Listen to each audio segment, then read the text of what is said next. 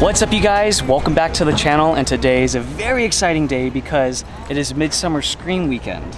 Yes. So for those of you guys who don't know what Midsummer Scream is, it's a huge haunt convention where they sell spooky stuff, lots of announcements that happen within the haunt community, such as Halloween Horror Nights and Haunted Hayride. I believe the last time that we were at any sort of Midsummer Scream event was 2019 at the Long Beach Convention Center, and that one was huge. Huge. They had it was very expansive. Now, I don't think that this one is going to be as big due to, I'm not sure if they were actually planning on even having an event this year or not, but this all really took everyone by surprise because we did know that Midsummer Scream was going to have an event for Christmas time called Season Screamings, but this one kind of just came out of nowhere. So I don't think it's going to be as expansive as previous years, but it's still going to be a lot of fun. I'm already seeing a lot of people in line right now, all decked out in their Halloween gear. So, I don't know, this is exciting. I can't wait. Yeah. Let's go. Yeah, you have been a sight for sore eyes.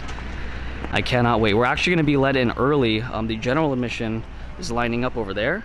We did get the Phantom VIP pass, so they're actually lining up over there, and we're going to be let in an hour early.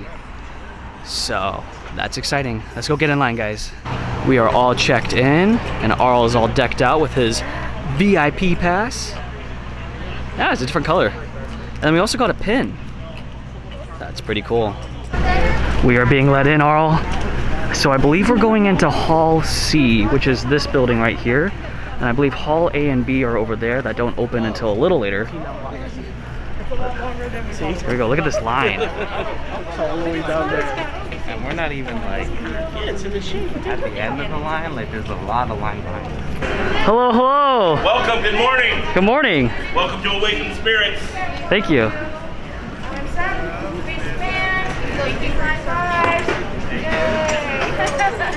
Alright.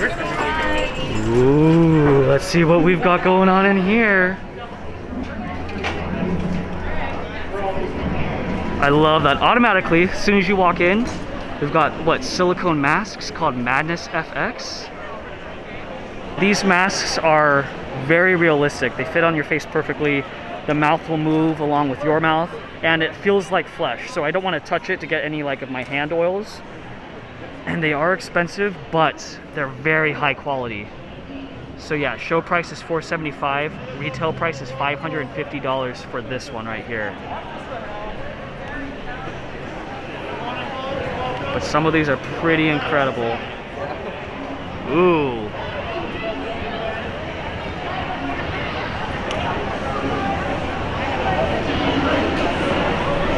And look at the detailing too. Look at the wrinkles and the warts.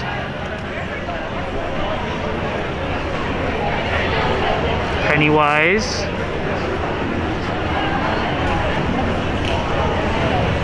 Oh dear Lord.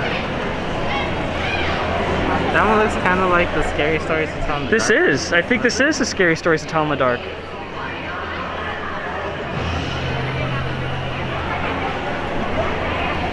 Oh my goodness gracious. The Nun. Ooh. Absolutely incredible. If I had the money, I'd buy one. I wouldn't even know what to do with it though. Ooh, spooky. I'll take this one. How much is this mask? Ooh, this is so exciting. So Universal Studios has set up a little mini maze to get a taste of what's to come this year in Pandora's box. So let's go, let's check this one out.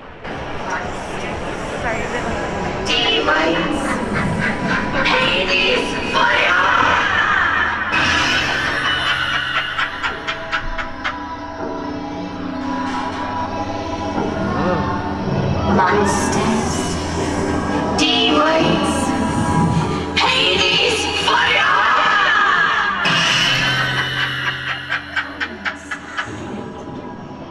Anything can be acquired. Monsters.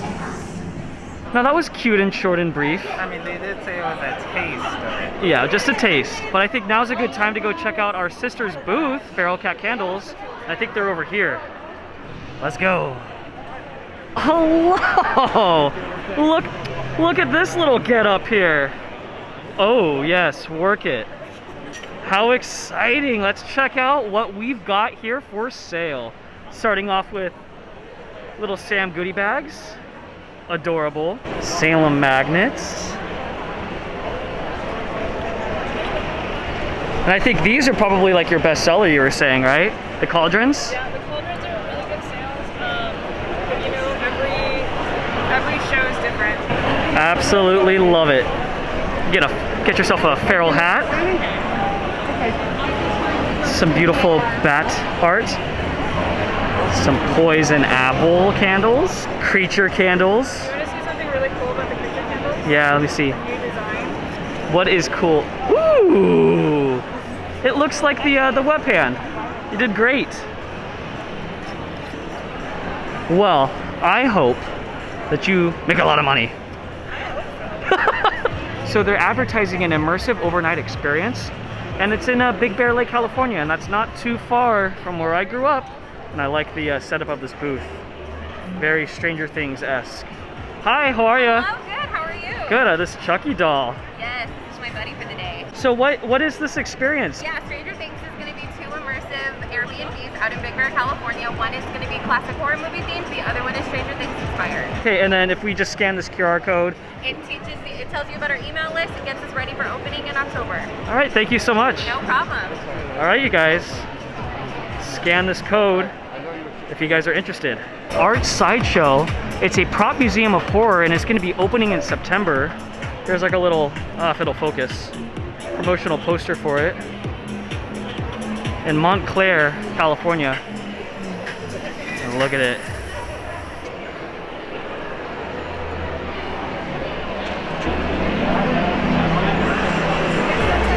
Hello, hello. We've got Annabelle right here. What's up, honey? How you doing? Stay in that box. Up there, I believe, is the puppet from the Spiral Saw movie that just came out this year. Dead Silence. Saw puppet. I think his name is Billy too. Some more Dead Silence stuff right here, I believe, and that back there. Now, correct me if I'm wrong. I think this is something from the Twilight Zone, but it could just be a typical ventriloquist dummy. And then this looks like the Poltergeist puppet clown thing. This booth is called Zombie Gnomes.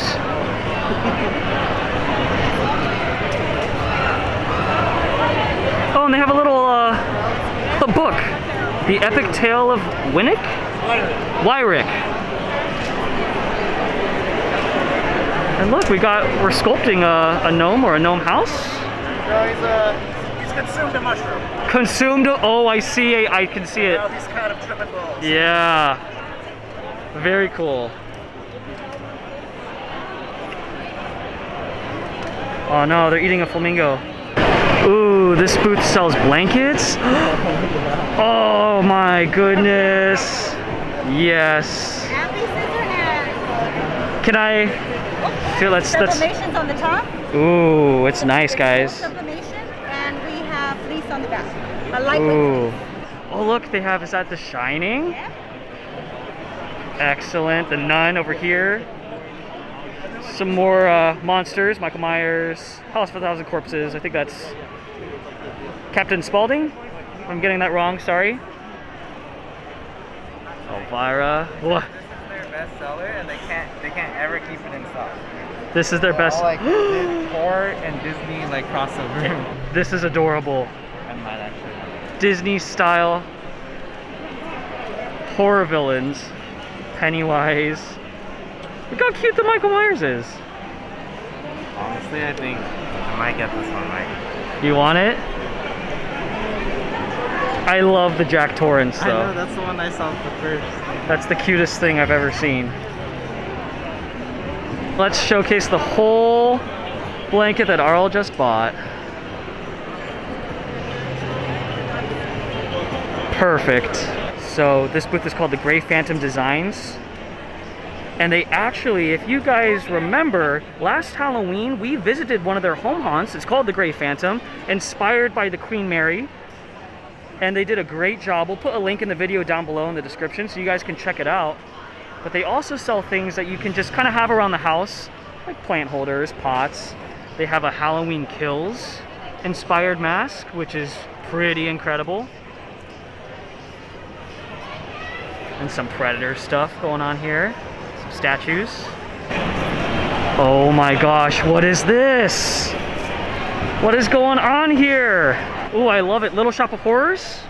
Audrey 2. Beetlejuice inspired. I like this. I love it. How long does it take you guys to do this? Just depends, to be honest. Yeah, it depends on like the style or the design. Exactly. So some of these shades are a little bit easier of a design for us. And so they might take a day. Other ones, like the crescent right there, ones like that, it'll take quite a while. If you guys are interested in any of the products that you see here, you guys can follow them right here. It's called the Deadly Darling or Deadly Darling. Do you guys do like by request, like certain kinds of? Custom orders, absolutely. Message us. And if you want to do something without the beading or without the fringe, we can make something happen for you. Thank you very much. Thank you. Let's check out Morbid Culture. See some of the stuff they're selling here. Are these like bath rugs? Or just regular rugs? I'll have to ask, but that Sam and that Chucky look great. We also have a Ghostbusters one. Jack Skellington. What is this? Ooh, Oogie Boogie. I love the little like voodoo doll, pin dolls. Adorable. They all have pennies in them.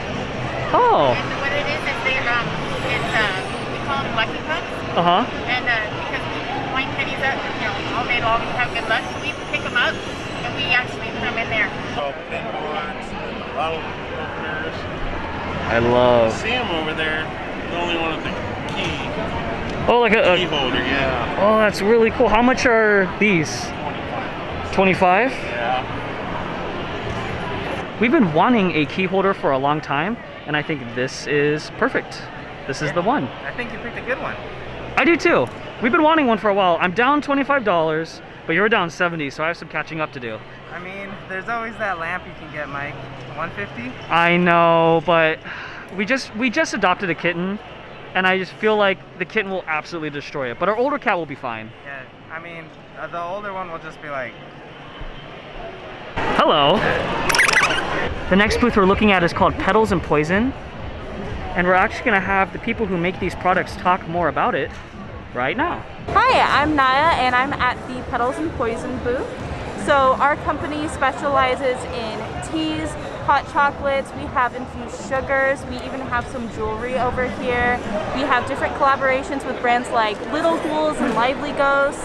We have letter openers, and those are actually designed to be heirlooms, so those can be passed on from generation to generation. So my sister actually is the head of this company, and she is probably the most creative person I've ever met. Everything she does is handmade, or she heavily has influenced it, even if she gets things manufactured so they can be mass produced. Everything is designed by hand by her. They also make music videos, so if you want to see it, go ahead and scan this QR code. I love it. Watch the Hotel Antoinette music video. So I think we're done in this haul for right now. For today. We are coming back tomorrow, so we did not hit up everything, but we will definitely hit up whatever we didn't tomorrow, because it's going to be a two-part vlog. But now we're going to go into Hall A and B and check out that exhibit. Oh my goodness, guys. Look at this. This is madness. Whoa.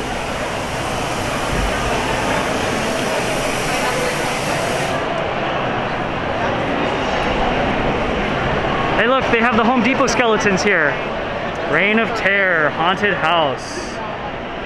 We've actually been to this haunted house for Christmas, and we'll put that video down in the description down below. If you guys want a fun, intense haunted house, it's pretty incredible. And it's like a good 20 to 30 minute walkthrough, so it's not for the faint of heart. What is this? Is this a photo op for The Shining? I think I'm gonna have to do it.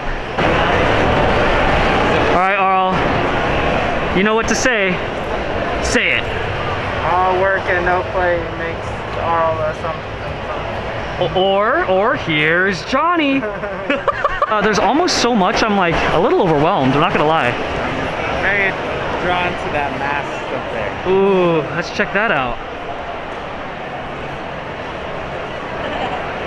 Very unsettling.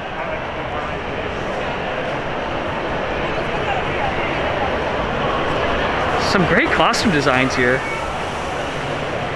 That is terrifying. Scarecrows are nightmare fuel, in my opinion.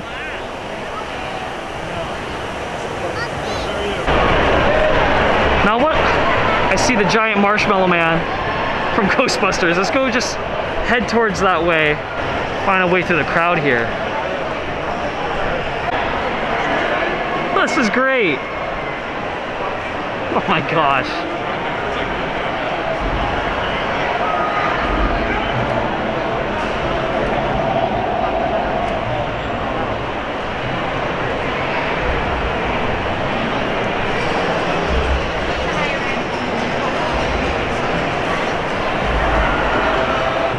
Spooky, spooky. Oh, hello, hello.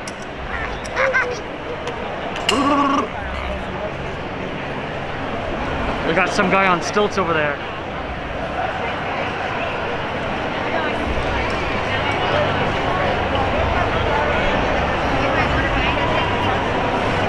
Oh, hello. Ooh. This looks to all be an advertisement of Fear Farm. Tickets sold here. We got a pamphlet. Oh. Where is it? Ellen, California. I don't even know where that is. I don't either. All right. But I'm intrigued, especially if this guy's gonna be here. I'm gonna be there. Okay. I can't leave. This is one of my first times I get to leave the house. This booth is called the Best Little Horror House. Definitely an interesting art piece.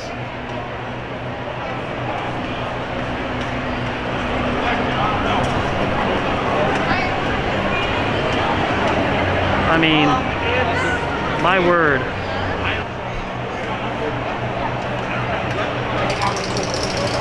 Hamburger Helper, One Pan Man. Look at that one. The Venus flytrap is absolutely terrifying. Wow. This is pretty unique. Just some very interesting body horror. Like fetuses. I don't even know. Hearts? I don't think you're supposed to know. Look, see? Bucket of Chuck in the back corner. Who knows what Bucket of Chuck really is? That's the mystery. We have fog machine bubbles floating everywhere.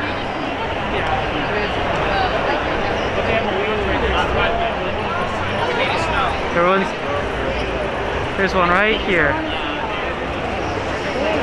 Let's poke it. Bye-bye. So the booth that's blowing up the fog bubbles is called Froggy's Fog. And it looks like they have all different kinds of methods. Look how high that goes. Wow. That is a very powerful fog machine. Oh, look at this guy. Let's play bubbles together. Oh, they're filled with fog.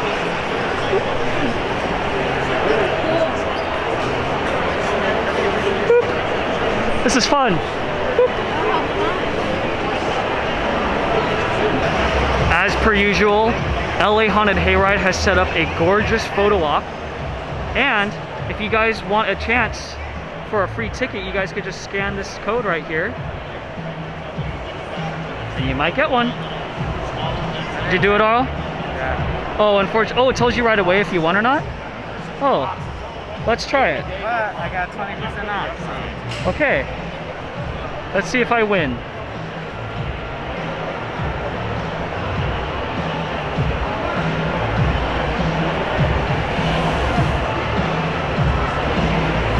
I did not win, but I did get 20% off as well. Are you hungry? Because you can have a face pie. You want some pie? That looks delicious, huh? Cherry pie. Oh gosh. Halloween 3. All right, everybody, time to put on the masks. Oh, we've got Grandpa here. Oh, ooh, thank you. Have a good one. Oh God. What is this? What do they hand us? Horror World, Texas Chainsaw Massacre. 6 nights of prime meat horror. Oh, this is in Rancho Cucamonga. We should try this out. Texas Chainsaw Massacre is a good one. So we actually didn't walk through this part because this is where the general admission people entered. We went into another hall, but this is the front entrance. All the blown up cats, it's great. Meow, meow, meow, meow, meow. What's the Lovecraft Lounge? I don't know, it's right there. Huh. Do we need like something to go explore in there? All right, let's just take a little peek-see.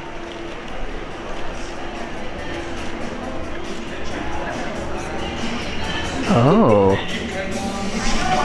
This is just like an area to chill and get some cocktails, I guess. So the main stage is right over here, and this is what we'll be showing today. So at 12 o'clock or 12:30, the Halloween Horror Nights Art Department will do a presentation. At 2 o'clock, the Winchester Mystery House. At 3:30, 13th floor LA Haunted Hayride and Delusion. And then at 5 o'clock, Halloween Horror Nights Universal Studios Hollywood will be doing a presentation. We're definitely gonna hit up this one and probably this one, but this one's a must for sure. They also have a second stage, and these are the show times. The Halloween Horror Nights Art Department got moved to the main stage. That's happening right now as we speak. At 2 o'clock, Horrors from Outer Space, Fangoria's Colors of the Dark live podcast. 3:30 is Horror Buzz's Shorts, Best of the Screaming Room. 5 o'clock, Twirly Talkie Show with Barry, special guest Bob Gurr. And then at 6 o'clock, which I'm really excited for, Home Haunt Preview. So a lot of presentations, a lot of shows happening. Exciting stuff. So here's a look at the map of this event. We were right over here talking about the main stage presentations, and then I was also talking about the second stage. This is where the Halloween Horror Nights and Haunted Hayride presentation is going to be. We were in here this morning having a good fun time. Right here was where the Halloween Horror Nights little maze walkthrough preview sneak peek thing was. And then this is the main floor. So let's go back in there, let's check out some more stuff. Let's get spooky. Now these I like. Adam Jess FX. Some pretty creative masks here. Look at this one.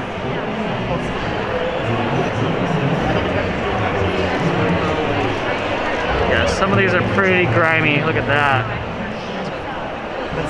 An earring. You get it? Fun. Dead man toes. Yeah, so I might have like seen her in person. Surgeon masks. Ooh.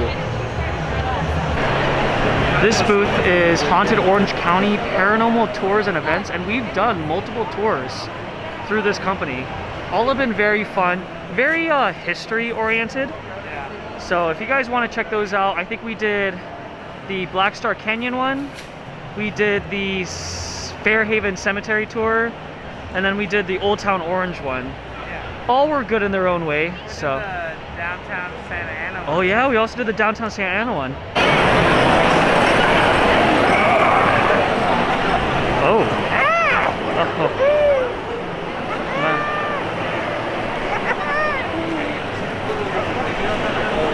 That one was terrifying. Look at these Chucky dolls. The detail is pretty impressive, especially on the Tiffany one. And you can get a Glenn too. Oh. Hey Arl, Hey, Arl, can we get an Annabelle? This gremlin guy is pretty realistic. The square thing, like one right here in the middle. Love it. Thank you, man.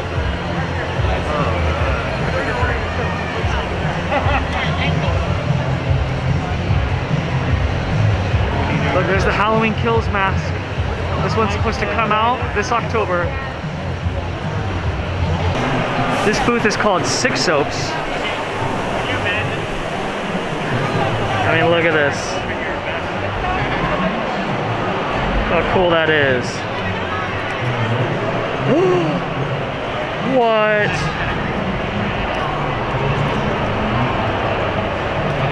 I wonder how long it'll take for this to like turn into nothingness. Because we go through soap a lot. Yeah, but I think that's more of a bath bomb than it is. Oh, no, that's not a bath bomb. Bath bomb, is it? I think this is like soap. Uh-huh. And that looks more like a bath bomb. Oh. Look at this. Always check your candy.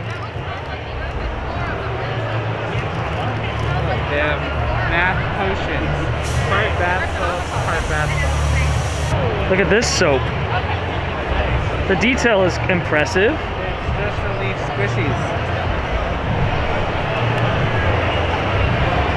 I already feel the relief of stress. Oh, and they got hair oil. A very sad SpongeBob. I don't know if it was supposed to turn out this way or if they did this on purpose, but he's looking rough.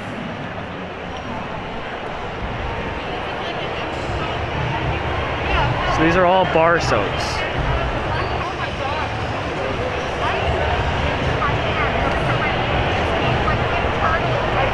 Oh my gosh. It's a Krampus.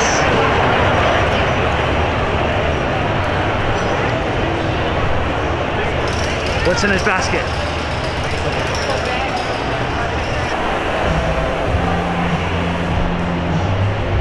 Whoa. Dang. We have quite the selection here. He's pretty impressive. And also, we've seen this guy. He's been at a haunted hayride. So I wonder, like, how does this work? Because his eyes are moving, right? This guy's eyes are swirling. How do you see in this mask? Is it through the nostrils, maybe? Because I can imagine this being a very difficult piece to wear, especially like throughout the night. Because it just seems heavy. Whoa!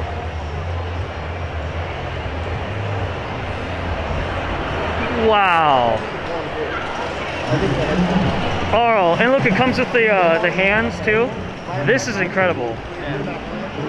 Can I like figure out who made this so I can like give him a shout out and a thumbs up? Okay, I found out who sculpted this mask. His name is John Wrightson. So, John Wrightson, chef's kiss to you. All right, so we're back at the main stage, and we're gonna go to the 330 13th floor LA Haunted Hayride and Delusion panel, and then after that, we're immediately gonna go to Halloween Horror Nights. So we're gonna do a back-to-back panel. So we might as well just get in line. It's a good idea too, because there's already one forming.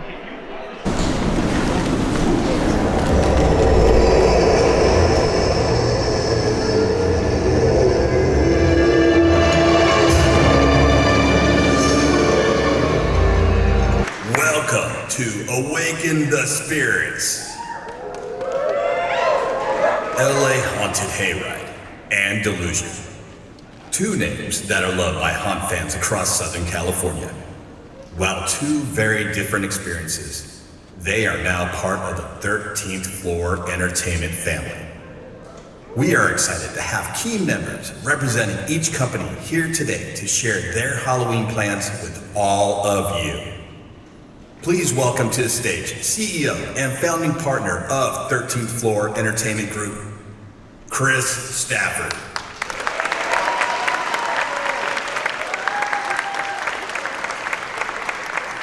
I'm going to bring to the stage the guy that's helping us put this panel together today, Ted Doherty.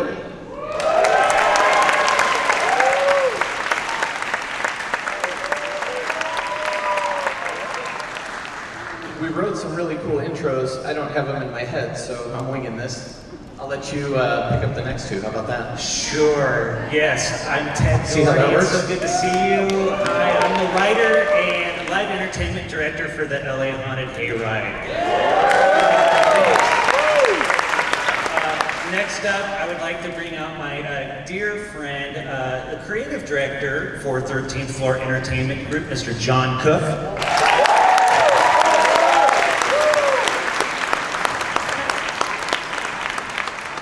Next up, we have the Director of Immersive Entertainment for 13th Floor Entertainment Group, Mr. John Rader.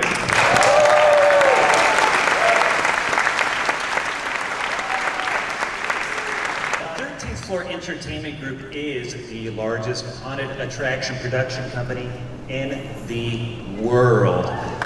Over a dozen major haunts spread throughout the United States. I always kind of looked at hayrides as more of kind of like a Midwest kind of thing, maybe East Coast, New England, fall weather, there's a chill in the air, people are bundled up sitting on haystacks, you know, drinking apple cider type of thing. So to have something kind of like that here in the middle of the concrete jungle of Los Angeles, I think is pretty cool and spectacular, really. But you know, it also has its challenges, its differences. Yeah, I think I've mentioned this before, but the Hayride essentially is a pop-up event since it happens in such a massively visited park like Griffith Park. In 2019, we had 10 days to set up the entire event, start to finish, which we have now, luckily, got a little bit more time, so that's awesome. But I think the biggest thing that I personally learned going from focusing on very detailed walkthrough haunted attractions where you're right up against the sets, you're now in a hayride 20, 30 feet away from the sets. So what I learned is the size of the sets and the spectacle is what really reads and is impactful on the hayride. So that's what's great is we learned so much in 2019 about producing something like the Hayride that we've now had, unfortunately, or fortunately, how you look at it, we've had 2 years to reflect on that and then be able to go back to the drawing board, redesign, and be able to implement into 2021, right? It is, yeah. Yes. Yeah, awesome. You know, and the Hayride also kind of works as a perfect backdrop for us to tell a story about a strange town named Midnight Falls. Now, Midnight Falls is strange because it's always trapped in 1985. It's always celebrating its 13th annual Halloween festival, and it's always Halloween night. And so when guests arrive to the event, they walk right into the middle of the Midnight Falls town square and into this fall festival. Yeah, and you know, that story of Midnight Falls spreads throughout the entire event, which I think is pretty unique for this region for an event this size, because all the attractions tie back to that narrative. And then in 2019, in addition to Town Square and the Hayride, we had 3 walkthrough attractions. And then in 2020, despite the changes in the world, people were still able to visit Midnight Falls with our live drive-up experience. Did anybody check that out? Right on. Real quick, I guess, as a mini announcement that hasn't been public yet, but I'm sure you've put it together. The event is returning to Griffith Park. However, there is a small construction project, so we are moving within Griffith Park to a different location. And the good news about that is it's allowing us to sprawl out a little bit more and expand our town of Midnight Falls. So the town square is going to be bigger. It's going to have more offerings as far as like food and beverage and more sets and more characters. And the characters really are the lifeblood. Like Ted mentioned, we do have the voice narration that's kind of the thread that ties it all together. But if you take a minute to interact with the characters, they will offer you the deep dive into what's going on. So I really urge you guys to take a minute, engage some of the characters. They're a lot of fun. And that's kind of what Ted's really great at, is being able to come up with these really deep backstories and train the actors in a way to really offer a nice deep dive into the stories. And I've always kind of looked at the Hayride as like the back roads, the hills of Midnight Falls, but it's out there where the spirit of Halloween incarnate has its vice grip on this town of Midnight Falls. But of course, this season is primarily going to consist of all brand new scenes. So let's talk a little bit about it. One of the things we wanted to try and do, you know, is, like I said, by learning from 2019 and what we've found to be successful and things we could build upon, is take certain scenes and either really amp them up or create all new. So I would say at least 80% is brand new on the Hayride this year. And it's going to take you to different places throughout the town, different establishments, as well as out to the Midnight Lake, which was there in 2019, but like I said, it's reimagined, all new, bigger sets, more scares, more actors. And it takes you on this journey throughout the backwoods. Okay, so we just got out of the Haunted Hayride panel, and that was great. We got free tickets. We are now back in the same area. We're gonna do the Halloween Horror Nights panel, and I'm really excited because I think they're gonna do a maze announcement. I hope so. I hope so too. So we're ready. We have our spot secure. Let's do this. One of the biggest events of the season is on its way back to Los Angeles this year. Halloween Horror Nights at Universal Studios Hollywood. Fans everywhere are holding their breath in anticipation as Universal pulls back the curtain, revealing the monsters that will be lurking in the darkness this year. Our next guest is fresh off the plane from Ireland. It's his first time back to Los Angeles since 2019. Please welcome to the stage the one, the only, John Murdy.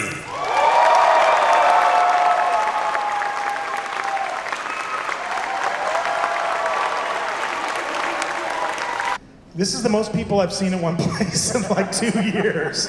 How are you guys doing? Well, I'm John Murdy. I am the creative director, executive producer of Halloween Horror Nights at Universal Studios Hollywood.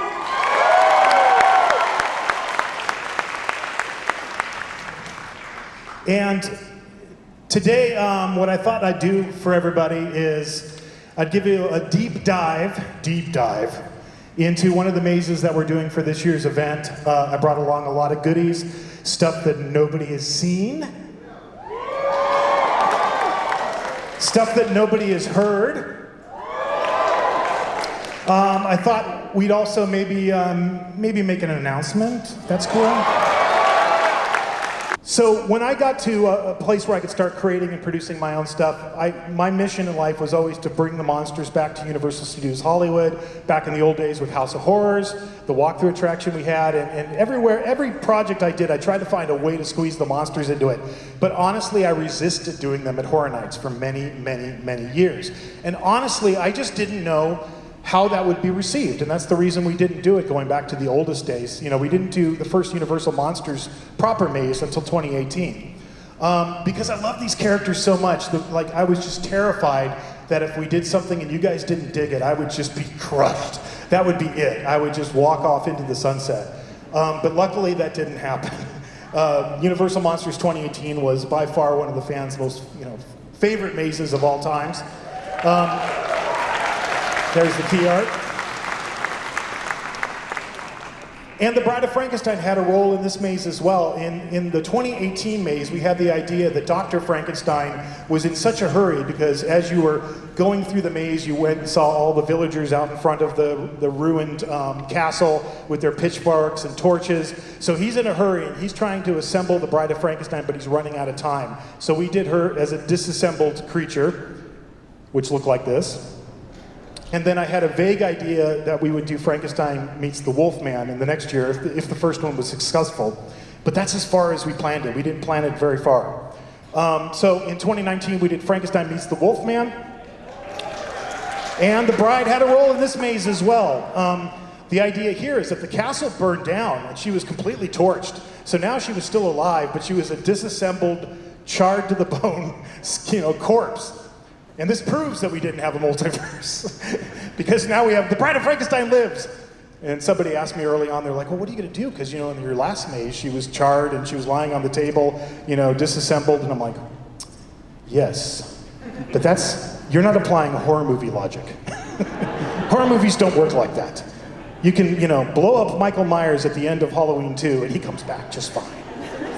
So, this is how she looked in Frankenstein Meets the Wolfman in 2019. But now the legacy continues with The Bride of Frankenstein Lives.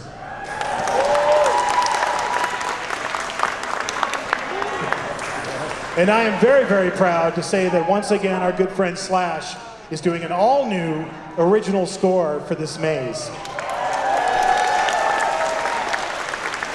When you look back in horror history, especially, you know, some of the older films, there's not a lot of great female monster characters. The Bride is one of the most iconic ones there is, and she's in it for like this much. And we thought, she deserves her own story. She deserves her own maze. This is the year of the female monster across the board,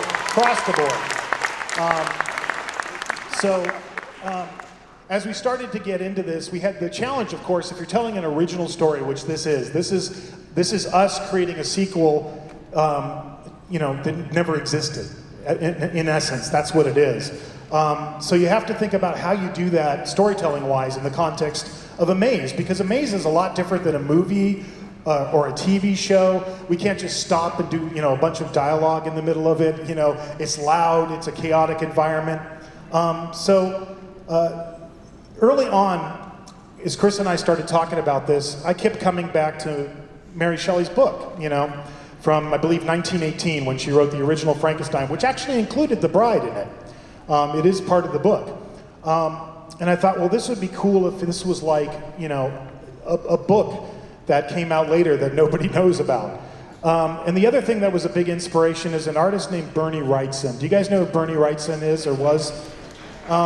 Bernie Wrightson was this amazingly talented illustrator that I had the pleasure of working with in my career at one point. And he did an illustrated version of Frankenstein years ago. And if you get a chance, do yourself a favor and buy this book and check it out. You will never see more beautiful drawings than what Bernie created for this book.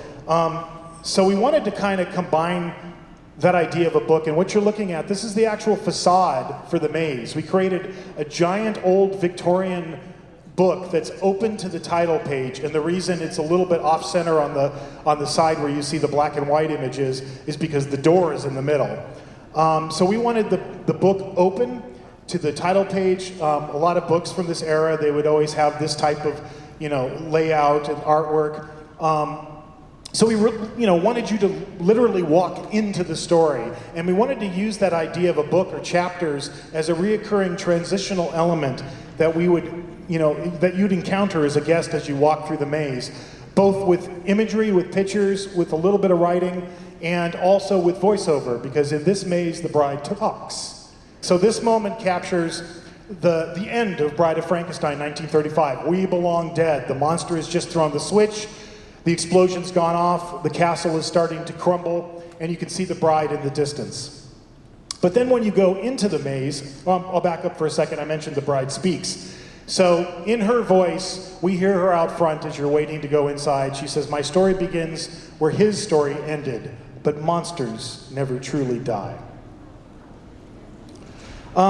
So the first thing you see once you walk through the book is the prologue page, which is this image. And the explosion has happened. The bride has survived because she's a monster. She can do that.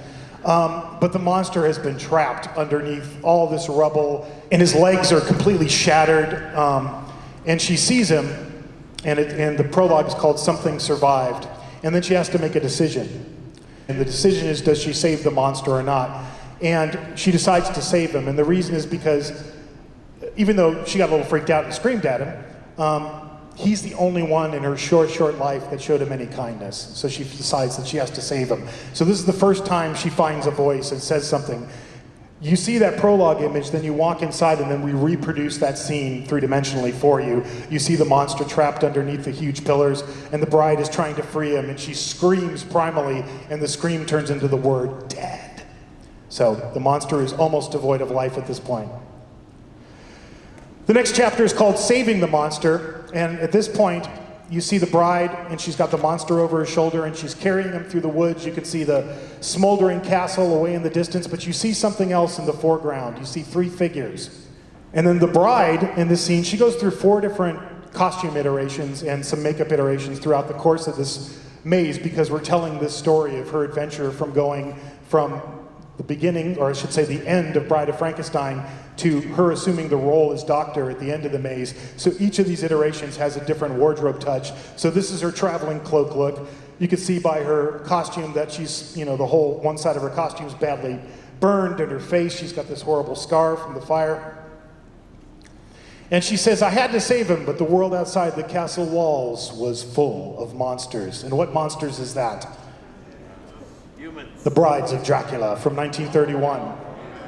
So hovering around the outside of the castle are the Brides of Dracula. Now, we've done the Brides of Dracula. We did them in 2018 for the Universal Monsters Maze. So we're basically treating them like the 31 film, where there's 3 of them. They're almost like sisters, although each of them is going to have a distinct look. So one of them will have red hair, and one of them will have blonde hair, and one of them will be a brunette. But they're all going to be taking off from what we started in 2018. And the bride has to get the monster somewhere, and she doesn't know where she is. She's lost in the woods, but she comes across the ruins of an old cottage that's completely ravaged by fire.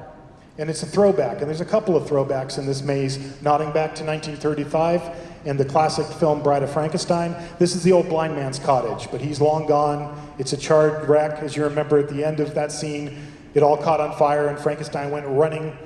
So she takes the monster here. This is her sanctuary, initially. And if you remember that scene with the old man in Bride of Frankenstein, there's that great scene where he lets him go to sleep in his bed, and he's praying, and there's a cross up on the wall, if you remember that scene from the movie. So this is one of Chris's illustrations, an elevation for the scene where we come in, the monster is laid out on the bed, devoid of life. The cross is missing. You see the burnt imprint of it on the wall. The Bride of Frankenstein is using the cross, so she's trying to protect the monster, and then the vampire brides come busting in, and she uses the cross to repel them, because vampires don't like crosses.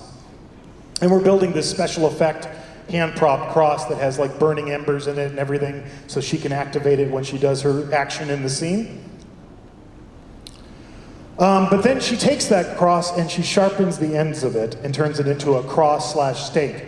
And her next iteration is Vampire Hunter. So as the story goes on, the Bride of Frankenstein is constantly being pursued by these vampires, and so she becomes, in essence, a vampire hunter. The name of this chapter is The Hunted Becomes the Hunter. And here you can see her, and she's all vampire monstered out.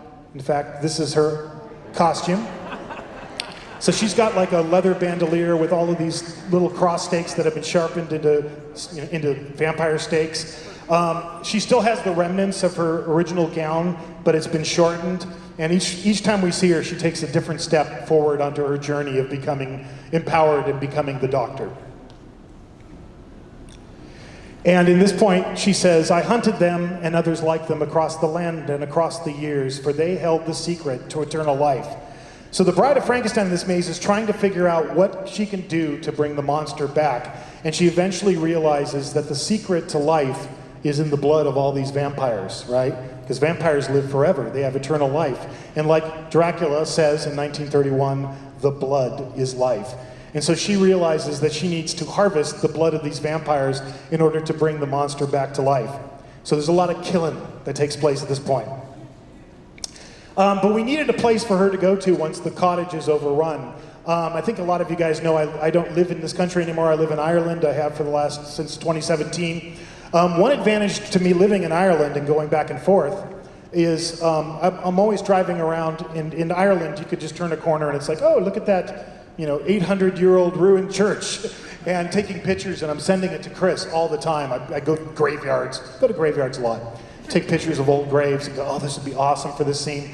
This is an actual cathedral in Ireland, in Dunlewy. What I liked about it is other pictures you see of it, it's like nature has reclaimed it. It's all covered in vines, and it's been standing for centuries. So I gave this as inspiration to Chris, because I said, well, if I was the bride and I'm being pursued by vampires and I need to take the monster to a sanctuary that the vampires aren't going to want to go into, it's going to be a church. So this is Chris's elevation of the front of the church, all overgrown with vines. And this is where one of the first vampire bride, or Dracula's bride, bites the dust. Because the bride says, the world hated us, so we left the world behind, but evil soon followed. So even though she thinks she's safe in this church that she's going to turn into her new lab, evil still follows her. But she gets one of them. So these vampire brides have different iterations as well. Each one of them have 3 iterations. This is the staked look. So this particular bride has gotten a stake driven through her heart. She's bleeding out of every orifice on her face, her eyes, her nose, her mouth. And her skin, in this case, is starting to burn and blister. So that's the look of this character. And then when we get inside the church, we hit the next chapter of the story. It's called The Creation Becomes the Creator. Now the Bride of Frankenstein has assumed the role of Dr. Frankenstein. And she's doing all these experiments. She's trying to figure out the secret to eternal life. She's trying to bring the monster back from the dead. And there's all these vials and jars of blood. So she's harvesting the blood of these vampires and pumping it into the monster. And this is the illustration Lucas did for our doctor version of the bride. And when you first see her in the lab, because this, we had a lab scene in 2018, and this time we went, let's do 2 lab scenes. Why not? So the first time you see her in the lab, when she's got the monster on the table and he's still missing his legs, and she starts pumping all this blood, she's literally draining it out of one of the vampires that she's caught and pumping it into the monster, and there's boiling blood, and there's all of this different kind of lab equipment, but it's a little bit more steam driven because we're a little bit more in the future. Chris did another illustration. This is an elevation of it. It's a lot going on in there. It's a little bit hard to read. But you see the vampire bride with all these tubes hooked up to her, sucking the blood out of her. And you see that they're still in a church, but she set this place up like her lab. Also in this lab, as you get to the end of it, there's cages. And there's vampire brides in the cages. And it's the 2 other ones that we saw at the very beginning. Only now, the Bride of Frankenstein has been doing a lot of experimentation on them. Before she got around to figuring out, oh, it's the blood, she did a lot of exploratory surgery. So one of them we call stitches, and one of them we call crosses. So stitches, she just cut open her head and was like, what's in here? Let's see, let's pull this out. Oh, let me cut another piece. So this one's just part of her hair is missing and she's got stitches all over the place. And the other one was obviously she just didn't want to deal with her and went, stuck the cross up against her forehead and burned it in. And this is where it gets dark because she's still a monster. As much as we're celebrating and saying we're empowering this character for the first time, she's a monster. Monsters do bad stuff. She's captured all these vampires in order to drain the blood to bring the monster back to life. But that, until you're ready to drain them, that means you got to feed them. That means you got to feed them blood because that's the only thing the vampires subsist on. So there's a place called the feeding cages that you have to go through, and there's all these vampires in there and bodies everywhere and blood everywhere. And the vampires eventually break out. So on the night she's going to bring the monster back to life, she's got a problem. There's still 2 vampires running around trying to get her. Now this part, as we go under the church and we're in the catacombs, this is very much inspired by the catacomb scenes from The Bride of Frankenstein. Specifically this gate. Chris always focuses in on a particular detail, and he must have liked this gate, because when I looked at his elevation for it, I was like, oh, he's doing the gate, he's doing the catacombs. So you're going to be going underneath here. You go through the feeding rooms, you go deeper into the catacombs, and it's kind of a cat and mouse game at this point between the bride and the vampire brides. But another one bites the dust. Stitches meets her end in this section. She gets staked through the heart. And the bride has a great line in this. The vampire brides are getting cocky at this point, and they're doing their snake-like voices, saying, we're immortal, we can't be killed, and they're taunting the bride. So when she gets her, she says, "The devil can have you back." And then we get to chapter 5, which is called Live Again. And now it's the night that the Bride of Frankenstein is going to bring the monster back to life. So there's another second part of the lab, big, huge gurney. And now the monster has been fully reassembled. Well, maybe not fully reassembled. And she gets to do the recall to Bride of Frankenstein to Dr. Pretorius's line, "In the name of God, now I know what it feels like to be God." But this meant the monster needed a little bit of a revamp as well. This is the monster from our 2018 maze. That's the sculpt that Patrick McGee and McGee Effects did. And then that's the monster in the maze. So we kind of treated the monster kind of like how we treated the bride in 2018. She's in the middle of trying to reassemble him when these vampire brides crash the party. So she doesn't quite finish everything up. So she hasn't finished the top of his head, so his brain is partially exposed.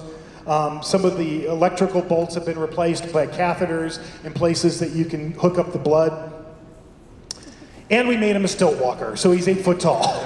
So when she put his legs back on, he got taller. So he's 8 foot tall in this maze coming at you.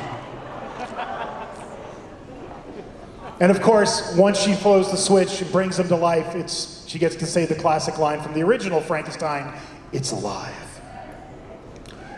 But there's still one more vampire out there. And this is Lucas's piece of artwork for the kind of coda at the end, chapter 6, The Monster Reborn. I love how he reflected the image of the monster's hand coming to life in the glasses the bride is wearing. But there's still one more vampire out there. So before you get to the end of the maze, Crosses gets it. And that is The Bride of Frankenstein Lives. What I wanted to talk about was the fact that this is coming back.